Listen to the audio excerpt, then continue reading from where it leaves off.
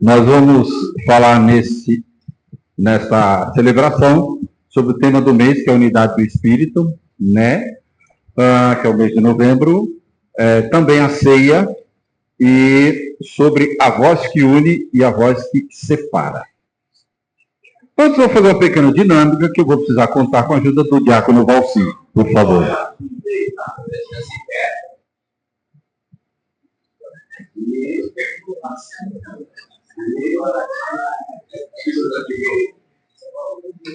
Eu falei uma mudança. Assim, acontece está todo mundo dizendo que aqui tem água? Se eu escrever essa garrafa, o que acontece? Aqui não vai o quê? E se eu botar suco de laranja e apertar, o que acontece? Por que suco de laranja não água? Ela é uma garrafa, teoricamente, para água. Porque ela está cheia.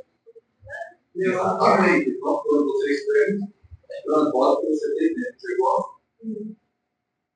Nós temos dificuldade na vida, mas a gente reage com raiva, com ira, com o quê? A sua reação que tem dentro quando a vida te aperta. Alguém aqui nunca foi apertado na vida? Alguém aqui nunca se sentiu tão errado com os problemas? A vida vem e aperta o que transforma o quê? Xingamento? Transforma o quê? Ira, raiva, se transforma o quê? Então você sabe o que se transformou na vez que você se sentiu atingido por alguma dificuldade. Fica com isso na cabeça. Aí você fala, tá, mas ele ficou cheio de sujeira, vacinei, peguei, etc e tal, e aquele que não sujeira está no corpo comum, café. E a Bíblia diz, enchendo do Espírito. Segunda vez, a gente deve colocar aqui um novo critério. Por que não? Para arrebentar. E Deus vai fazer isso no Espírito dele, colocá-lo para morar no coração sujo. A história não é falando, eu sou iracundo, eu estou sujo. Por favor, não pode falar. E aí você vai sendo cheio do Espírito, e a sujeira vai sair. Quanto mais você se enche do Espírito, mais a sujeira vai sair. Até que você fique totalmente limpo, aí a vida te aperta, você não pode água em pouco, sujo, pode ser que vai depois falar. Vai! Vai que sou jovem, fica nervoso, entendeu?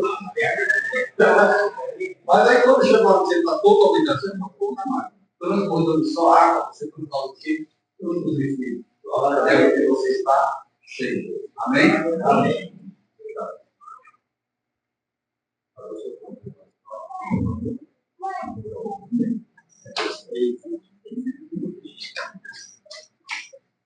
É sobre isso que nós vamos falar.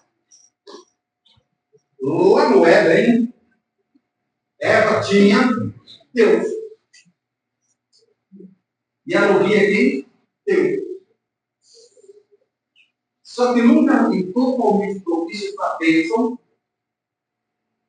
o que faz com que não importa muito bem o lugar onde você está, mas com quem você está ouvindo, só que portanto que você está, de novo.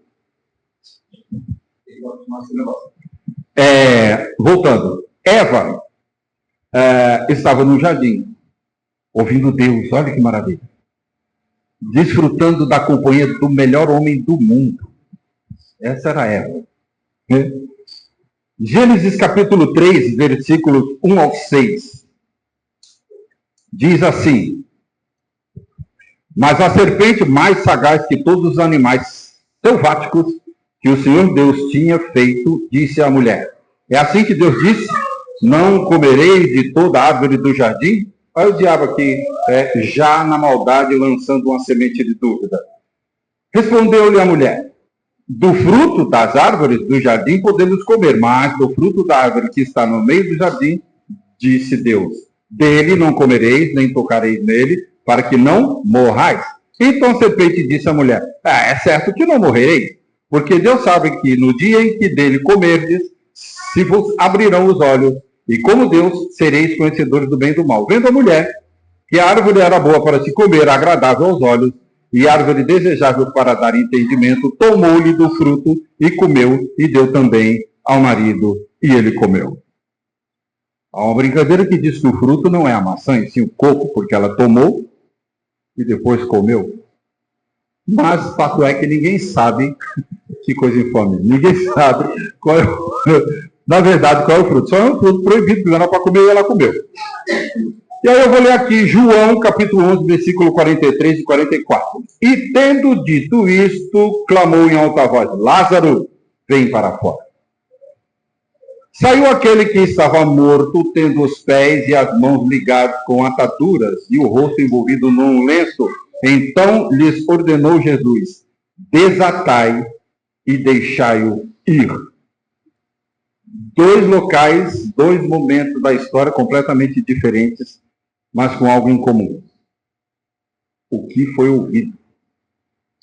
Eva estava num local de abundância de vida e ouviu palavras para a morte, porque ela não ouviu Deus, ela ouviu o diabo.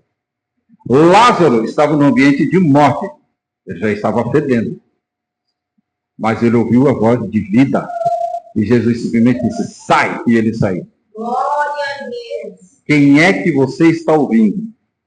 Quem é sua fonte de informação? O que está enchendo o seu copo? Se te apertar hoje, transborda o quê? O que transborda é resultado do que você está cheio. E você está cheio do que você ouviu. Se você ouviu o diabo dizer assim: você não é trouxa, você tem que revidar. Você vai transbordar ira, você vai transbordar revolta, você vai transbordar revanche, vontade de socar a cara do outro, porque foi o que você ouviu. Agora, se você ouve o Espírito dizer assim: deixa que eu resolvo, minha é a vingança, deixa comigo, só transborde fruto do Espírito. Isso melhora 100% de um relacionamento, por exemplo. Se antes do marido querer brigar com a esposa, ele até se ira, mas aí ele lembra da palavra de Deus, que é a fonte de informação, é o que ele está ouvindo, é do que ele está se enchendo, é do que ele está sendo transbordado. Ele vai lembrar, porque o Espírito vai dizer não como acusador, mas como lembrança, ele sinaliza o nosso caminho e vai dizer: ei, antes de ser sua mulher, ela é filha de Deus, presta atenção no que você vai dizer. Aí você irou-se, mas não pecou, porque você não proferiu o que você iria proferir. Da mesma forma, mulher empoderada do jeito que está, se sente no direito de dizer uma barbaridade para o marido, daquela que fere a alma, sem noção do estrago que está fazendo. E às vezes com noção, faz consciência mesmo. Só que, tipo assim, vai lá dar aquela sapatada e ignorou a voz de Deus e disse: ei, você está dando sapatada no seu marido, mas antes de ser seu marido, ele é meu filho. Presta atenção. Quem é o pai que gosta de ver o filho sendo agredido? Tem um pai que gosta de... recentemente no Rio de Janeiro. Deram uns tirinhos lá nos menininhos que estavam lá perdidos no meio do mato. E aí tinha um monte de mãe chorando a morte daqueles menininhos. Que para outra parte da sociedade é mais do que merecido, tinha que morrer 2 vezes. Mas a mãe estava chorando a morte dele. Ninguém gosta de ver um filho morrer. Ninguém gosta de ver um filho sofrer. E tu acha que Deus gosta de ver você esculachando o filho dele, seu marido? Esculachando a filha dele, sua esposa? Não. Então não faça. Ah, mas não dá, o sangue sobe, faz baixar. Tem um louvor que tem a ver com que você está sendo cheio, que diz assim: na minha veia corre o sangue daquele que morreu por mim. Na minha veia corre o sangue de Elohim. É esse sangue que tem que estar aí dentro. Ah, não tem o sangue de barata. Não, você tem o sangue de Cristo. Que te cobre, que te lava, que te purifica. Não para você ser santarrão, mas para você não ofender a filha de Deus. Para você não ofender o filho de Deus. Presta atenção a quem você está dando ouvidos. Amém? Amém. Muito bem. A voz que distancia, o enganador no meio da comunhão. Eva estava em um ambiente de plenitude, ela tinha comunhão, propósito, provisão, presença, mas bastou uma voz errada entrar no ambiente certo para a unidade se quebrar. A igreja é o ambiente certo, mas se dermos ouvidos ao diabo, ele usará a legalidade dada a ele, conferida, para tentar destruir a igreja do Senhor. Ele sabe que não conseguirá destruir a igreja do Senhor, mas continuará tentando. O crente desiste fácil, mas o diabo não. Por isso que Deus disse que nós temos que nos sujeitar a ele, e aí resistir ao diabo, resistir porque ele está tentando, e aí depois ele pode. Mas primeiro tem todo o trabalho de se sujeitar a Deus, porque ele não desiste de tentar. Lembre-se que ele tentou o nosso mestre. Ele se atreveu a fazer isso. Imagina a nós. A serpente não destruiu o Éden com veneno, mas com palavras, e a divisão começou com uma dúvida plantada na mente. É assim mesmo que Deus disse? E a primeira ruptura da unidade espiritual começou pela ausência de vigilância sobre o que se ouve. É comum a gente ouvir dizer, eu saí da igreja porque o fulano falou isso, porque o fulano falou aquilo, e porque olharam feio para mim, porque aí começa a disseminar coisinhas, e aí a igreja adoece. Porque estamos ouvindo vozes de tudo quanto é jeito, menos a voz de Deus. Que a voz de Deus diz assim, quando alguém vem e fala assim, tá vendo fulano ali? Então, não é flor que se chega. Você falaria isso na frente dele? Falaria. E se você disser falaria, você fala porque você é desaforado ou porque Deus mandou? Não, eu falaria. Você fala porque você é desaforado. Você fala porque você é folgado. Você fala porque você não tem noção, e você vai lá e fala para matar. E não é isso que Deus quer. Quando é para falar, porque tem que falar, Deus manda fazer com amor. Você falaria? Falaria. Com qual intenção? Se não for para salvar, se não for para curar, não fale. Por quê? Você vai matar. Na igreja, ela estava no Éden, local da presença intensa de Deus. E o diabo foi lá e jogou um negocinho e ela se perdeu. E Adão, por consequência, cabeçudo, foi atrás, ludibriou-se também e pagou o pato. Por quê? Porque era a responsabilidade dele. Não, Eva, isso não. E ele também não foi decente da maneira que deveria ser, foi condescendente com a esposa e comeu do fruto também, e os dois lascaram. Por conta disso, mulher tem dor de parto, está sujeita às vontades do marido, e o homem tem que trabalhar feito um doido para sustentar a família. É só o começo, por causa do que eles fizeram lá. Mas isso é o de menos. Trabalhar a dor de parto, o problema foi quando foi rompida a comunhão com Deus. E aí o diabo usou da legalidade que foi dada para ele para destruir a humanidade do jeito que ele tem destruído, porque quando você para conversar hoje com as pessoas, é cada ideia doida a respeito da humanidade, é cada pensamento estranho, é cada coisa maluca que você fala, gente, que planeta que eu tô? O que é? Para que eu quero descer. Não dá, não.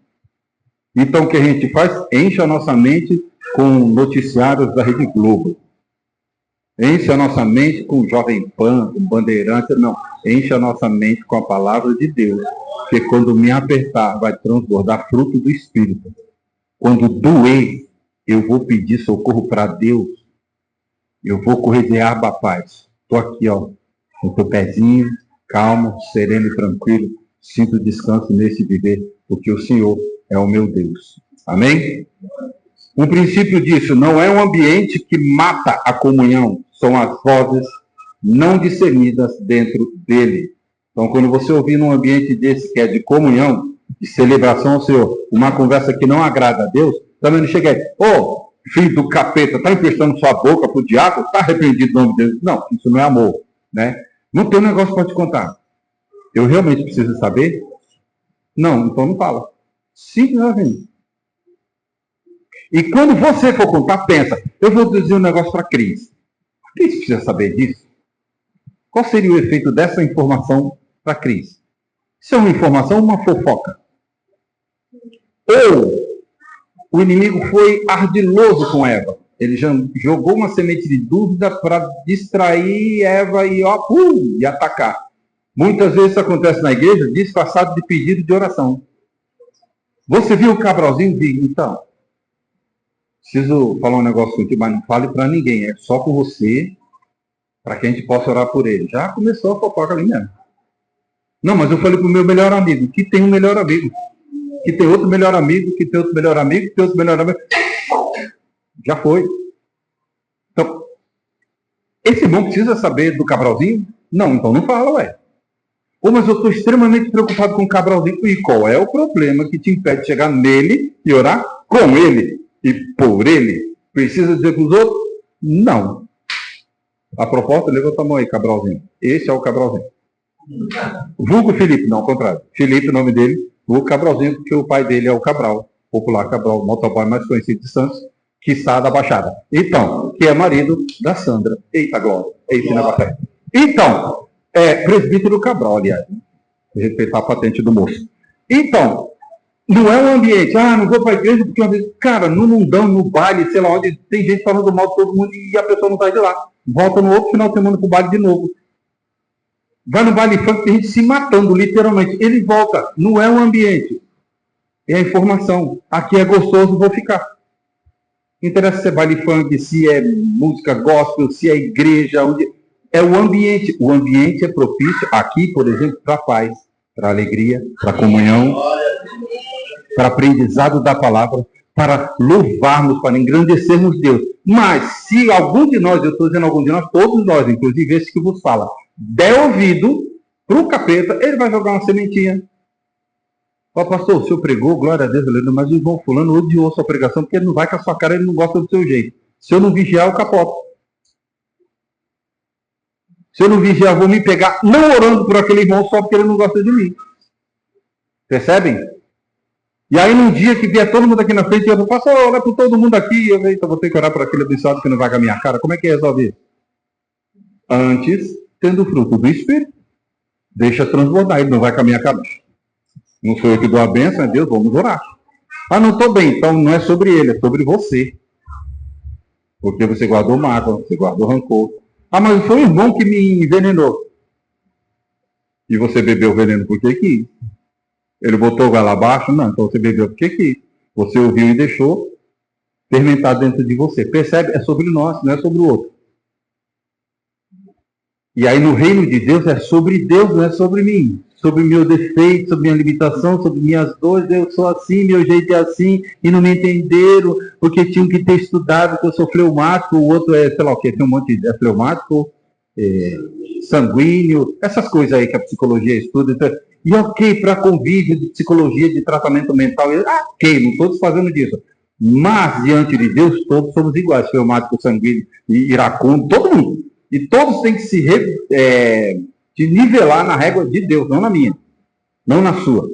Tem que te respeitar? Tem. Mas se eu tenho que dizer a verdade de Deus, tem que ser a verdade de Deus. Se vai doer, é o tratamento de Deus com você, é o tratamento de Deus comigo. Amém? Muito bem. A voz que restaura. Jesus chama pelo nome. Lázaro estava morto, envolto em faixas, isolado, fedendo na sepultura, que é um símbolo de separação separação da imobilidade, da falta de comunhão. Mas Jesus não falou com a multidão, ele foi direto e falou com Lázaro. Lázaro, sai. O mistério é contigo, Lázaro. Nas entrelinhas, eu sabia que você estava morto.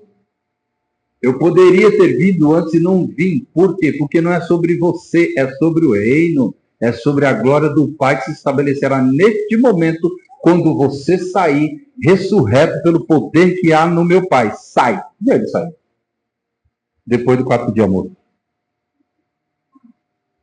É essa voz que nós temos que ouvir. Ela penetra os sepulcros da alma, desperta o espírito e traz de volta o que estava preso. Às vezes você diz assim, eu não tenho mais pique, eu não tenho mais vontade, eu não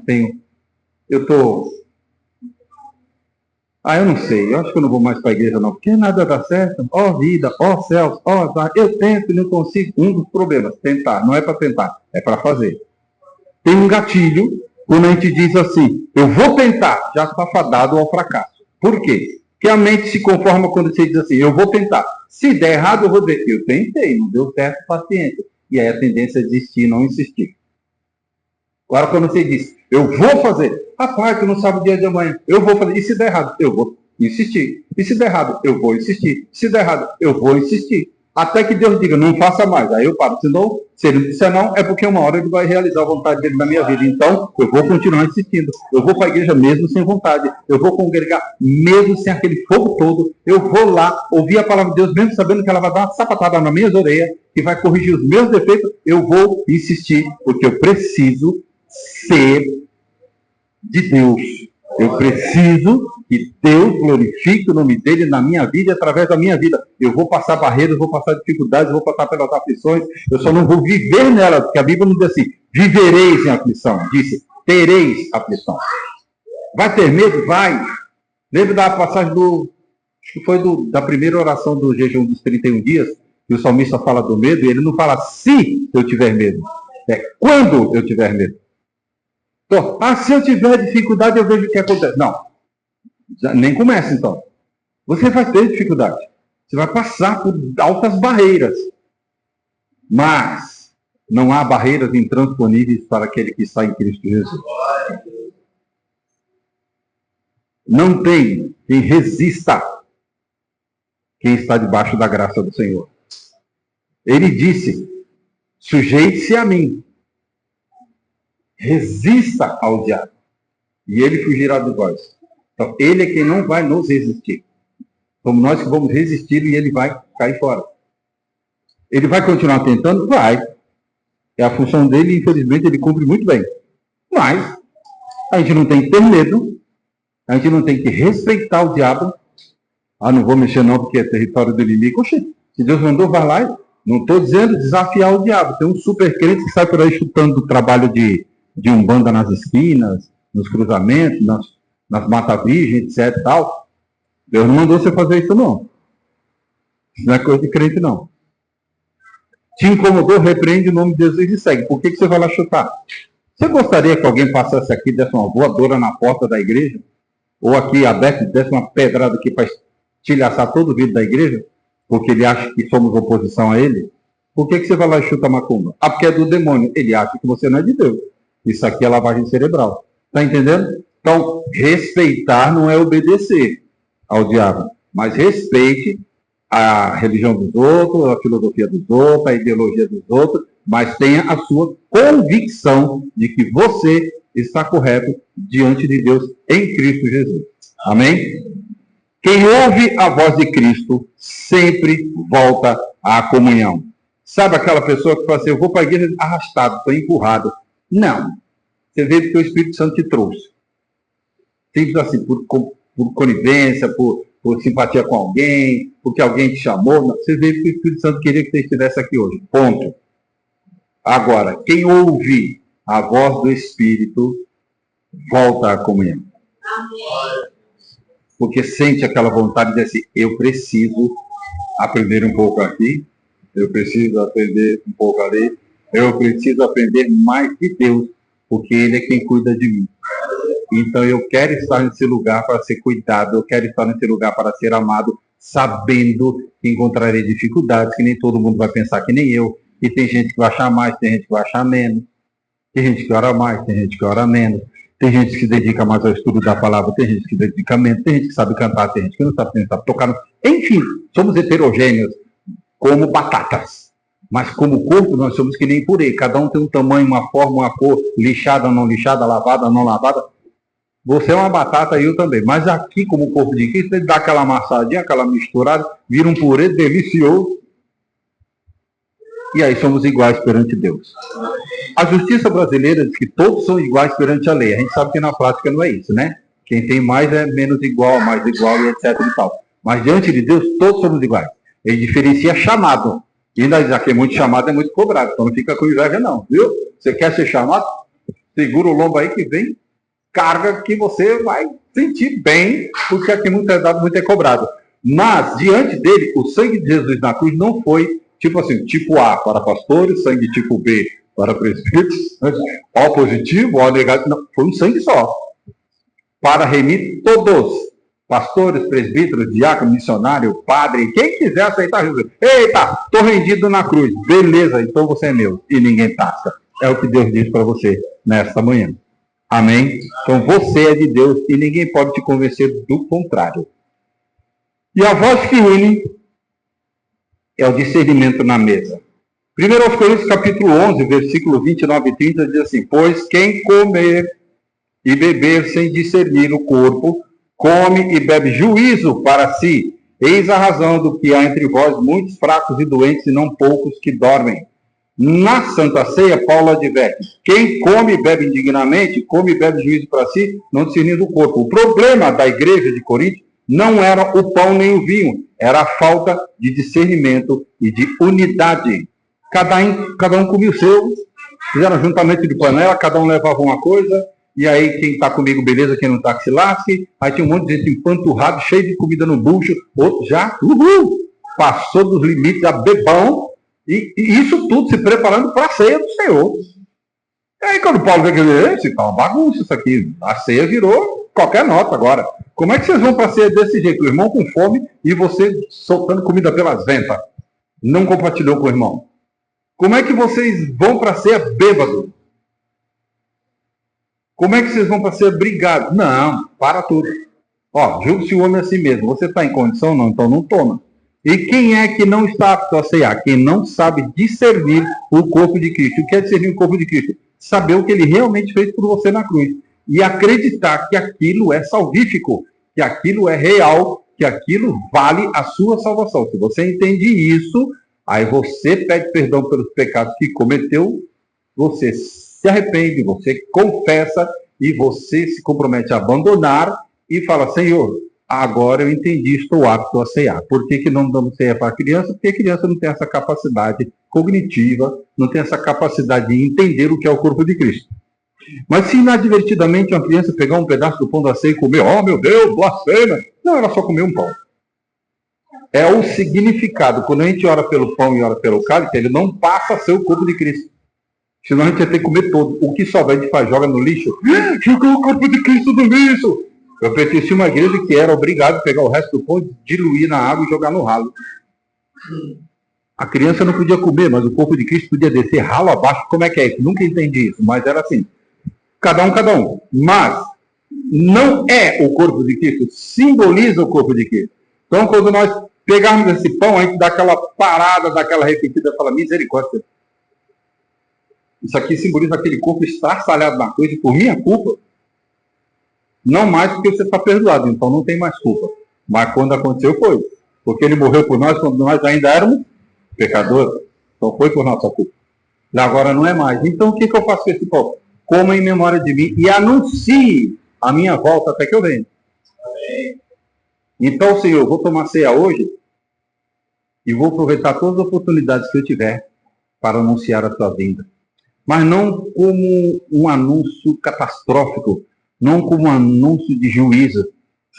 Deixa estar, fulano. Tu é folgado, hein? Ó, Jesus está voltando, só ver o que vai acontecer contigo. Não é anúncio assim, não. Entendeu?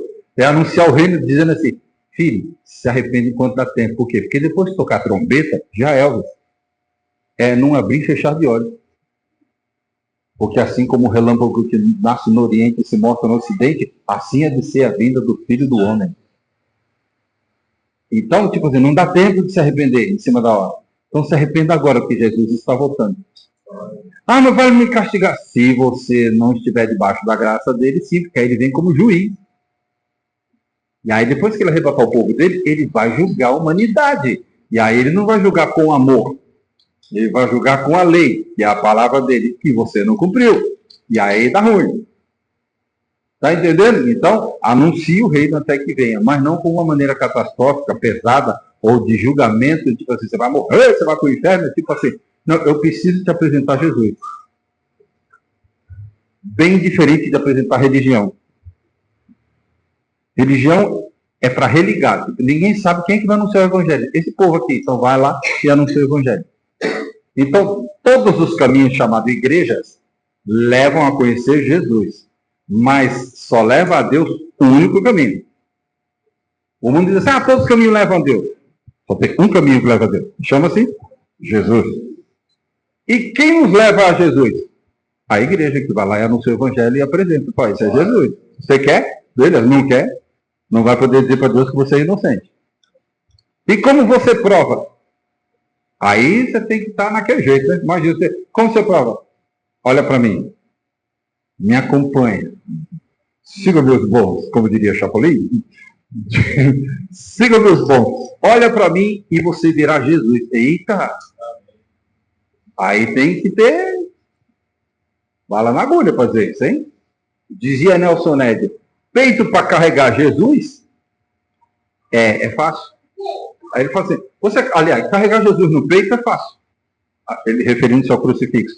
Agora, peito para carregar Jesus, aí é difícil. Quer dizer, você ter peito para isso. Dizer assim, você quer conhecer Jesus? Quero. Então me acompanha, olha para mim. E nós vivemos uma comunhão tamanha de dizer assim, chegou uma mulher aqui, desesperada, e eu quero saber quem é esse Jesus, e eu aleatoriamente dizer assim, Rosana, essa mulher quer aprender quem é Jesus. Ô, abençoada, acompanha a Rosana, que com certeza você saberá quem é Jesus. Está entendendo? E assim ser com qualquer um de nós. Diz assim, eu quero conhecer Jesus. Sandra, apresenta Jesus para ela. Ó, você anda com essa moça aqui, no máximo uma semana, você já está sabendo tudo quem é Jesus. Por quê? Porque a vida dela reflete a glória do Senhor. Ó, eu quero ter esse orgulho de poder dizer isso de todos. Amém. E que vocês possam dizer isso de mim. Isso é unidade, estão entendendo? Isso é estarmos como corpo assim, bem ajustado, totalmente ligados e viver. Bem, amor? Aí eu poderia dizer assim, procura o presbítero, que ele com certeza vai te saber dizer quem é Jesus. Na dúvida, você não ficará, porque na prática você vai ver como é que é. Você vai ver como é que ele é como marido, como pai, como profissional, como ser humano, como homem, como chefe da casa. Reflete Jesus? Reflete, pode ir que ele reflete. Pastor, está botando a mão no fogo? Não, estou dizendo que ele reflete Jesus. Ele tem defeito? Tem, Paulo também tinha. Mas Paulo, quando disse assim, eu sou o pior dos pecadores. Miseravelmente só é. O bem que eu quero eu não consigo, mas o mal está sempre diante de mim. Agora, o que eu faço? Ele disse assim, sede meus imitadores como eu sou de Cristo. Raciocina. Se ele está imitando Cristo, ele está buscando fazer igual a Cristo, certo? Ele está reproduzindo as ações, pensamentos, princípios, tudo de Cristo, certo? Quando ele está fazendo isso, ele não está errando. Se você está reproduzindo Cristo, Cristo não erra. Logo, o que você está produzindo não é erro. Por isso que ele diz, meus imitadores, como eu sou de Cristo, não é para imitar o Paulo. É para imitar o cara que está imitando Cristo. Porque o Paulo erra. O Paulo é o maior dos pecadores. O Paulo, bem que ele quer, ele não consegue, mas o mal está diante dele. Mas no momento algum ele diz assim, não olha para mim não, ele me erra. Eu sou falho. Ele não falou isso. Quando ele disse assim, olha para mim, ele sabia que a pessoa ia olhar para ele como servo e também como ser humano. Então ali ele se esmerava para reproduzir Cristo e também para ter uma vida correta diante do Senhor para não escandalizar os outros. E tinha peito para divertir Pedro. Ei, Pedrão, tu tá pisando fora da risca, vem cá, vamos trocar umas ideias. E deu aquela chamada espertinha em Pedro e vida que segue. Então nós precisamos viver numa condição de dizer assim, você quer saber quem é Jesus? Olha para mim. Eu vou te ensinar quem é Jesus. E se preciso for com palavra, só me observe. Nós precisamos chegar nesse grau de santidade. E nós estamos, nesse mês, até o dia 30 de novembro, falando sobre doenças da alma, problemas emocionais. Por quê? Porque muita gente doente emocionalmente falando e ninguém está, como é que diz? Isento de passar por isso. Qualquer um pode passar por isso. Qualquer um mesmo. Até tu, pastor. Tem um monte de pastor se suicidando. Não é procurando psicólogo, é se matando. Nem chega no psicólogo, ele se mata antes. Vários, infelizmente, que não aguentam a pressão. Então, tipo assim, todos nós corremos esse risco. Todos nós. Eu já atendi muitos casos no CVV, de pastor procurando ajuda no CVV e não na igreja, para não se matar. Mulher de pastor, filho de pastor, missionário, gente de cargos grandes, fundador de igreja, pedindo socorro no CVV para não se matar. Todos nós somos sujeitos a isso. Então nós precisamos vigiar. Por quê? Porque, como diz a Bíblia, quem pensa ou quem acha que está em pé, cuide para que não caia. Isso é fraqueza sua. Clama o sangue de Jesus que essa doença, essa emoção vai embora. Irmão, não faz isso não. Não despreze a dor do seu irmão. Principalmente achando que é porque você é o cara e o seu irmão é frouxo. Seu irmão é fraco. Problema é problema. Então, de repente, você chega assim, ô Francisco, maluco, isso é problema, cara. Com a experiência que você tem, isso aí você tira de letra. Se é um problema para ele não tira de letra. É um problema. Eu posso achar que é pouco, porque já passei, já venci, tem até o manualzinho de como é que você sai disso. Ele não. Então tem que respeitar a dor dele. Um dia eu vou tomar um capote e ele vai dizer, ô pastor, como assim, pastor? Pois é, falhei. Então agora sou eu que não estou tendo força. E ele tem. E aí um ajuda o outro. Isso é comunhão. Isso é unidade no espírito. Isso é estar juntos. Isso é não aceitar que o irmão adoeça e a gente fique fingindo que não está vendo.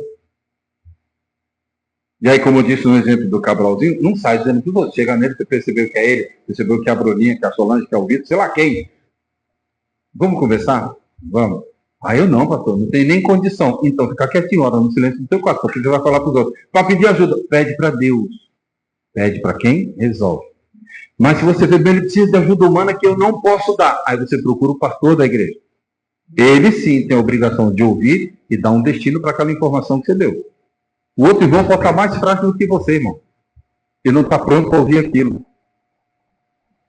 E aí ele morre. Ou ele mata. Está entendendo? Então nós precisamos ter sabedoria de como lidar com a dificuldade dos outros, que é dificuldade. Se é uma dificuldade para o irmão, é dificuldade. Não despreze isso. Amém? Amém. Muito bem. Hoje o Senhor te diz, sai para fora, sai da ofensa, sai do orgulho, sai da soberba, sai do medo, sai do auto-engano, sai da pseudo-santidade, sai da arrogância, sai da hipocrisia, sai da ideologia, sai do fanatismo, sai da incredulidade. Não permita que vozes de divisão falem mais alto do que a voz de Cristo que te chama para a unidade. Amém? Amém. Pensemos, as vozes que escolhemos ouvir hoje moldarão a comunhão que teremos amanhã. Queremos uma igreja unida, no mesmo Espírito, num só Deus, numa só fé, num só amor, num só Espírito. Queremos. Mas para isso acontecer, nós temos que fazer parte do processo. E é doloroso, porque requer uma autoavaliação sincera, porque requer abrir mão de vontades por causa do outro, que é visivelmente, segundo você, mais fraco do que você. Eu vou abrir mão da minha comodidade, da minha paz interior, sei lá do que, para eu lutar por um irmão que não está nem aí. Já lutaram por você quando você não estava nem aí? Eu não sei vocês, mas misericórdia. Eu morro e não consigo retribuir 1% de tudo que Deus já me perdoou. Por isso que eu tenho que fazer no mínimo o máximo para agradar a Deus, sempre. Por quê? Porque mesmo chegando no máximo, é muito pouco. Deus me perdoou muito, mas demais. Eu não tenho direito de menosprezar a sua dor. Eu não tenho direito de achar que você não merece. Eu não tenho direito de achar que você é folgado e eu não vou orar por você, não. O que Deus já fez por mim, eita, se eu fosse ele, eu já tinha me fulminado. Mas ele foi extremamente misericordioso. Eu não vou ser conivente com o seu erro, porque não tenho que ser, porque aí eu estaria pecando junto. Mas posso reconhecer o seu erro, inclusive. Mas não jogar no ventilador. Não sair falando para todo mundo. Não te punindo, mesmo que você tenha que ser afastado de uma função, por exemplo, se essa pessoa doente for alguém que tem função na igreja, a gente afasta, mas acompanha. A gente afasta, mas indica o tratamento. Por quê? Porque não é uma punição. A intenção é ajudar aquela alma. E não tome nas orelhas e vai se virar. Nós precisamos crescer como corpo assim bem ajustado, totalmente ligados, vivendo em amor. Amém?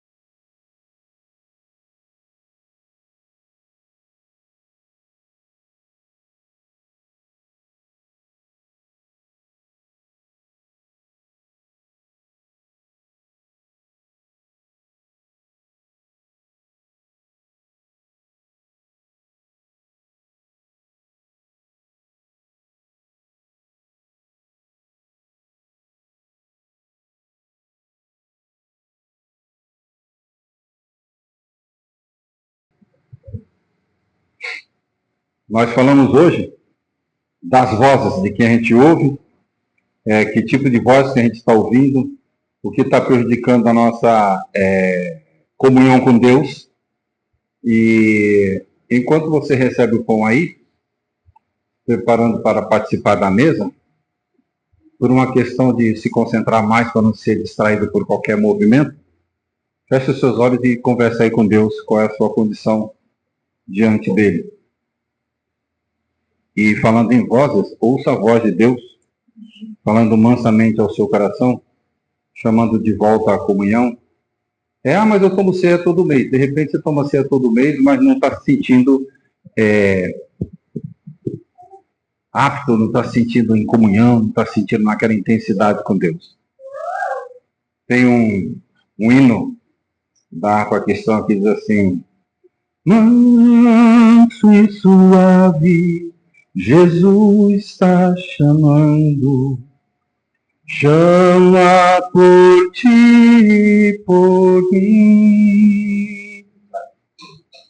Eis que ele à porta te espera, velando, vela por ti e por mim. Vem já, vem já, alma cansada, vem já, manso e suave, Jesus convidando, chama meu filho amado, vem. Você que recebeu o pão, pode fazer uso dele agora e comê-lo em memória de Jesus e assumindo o compromisso de fazê-lo sempre para a glória do Senhor.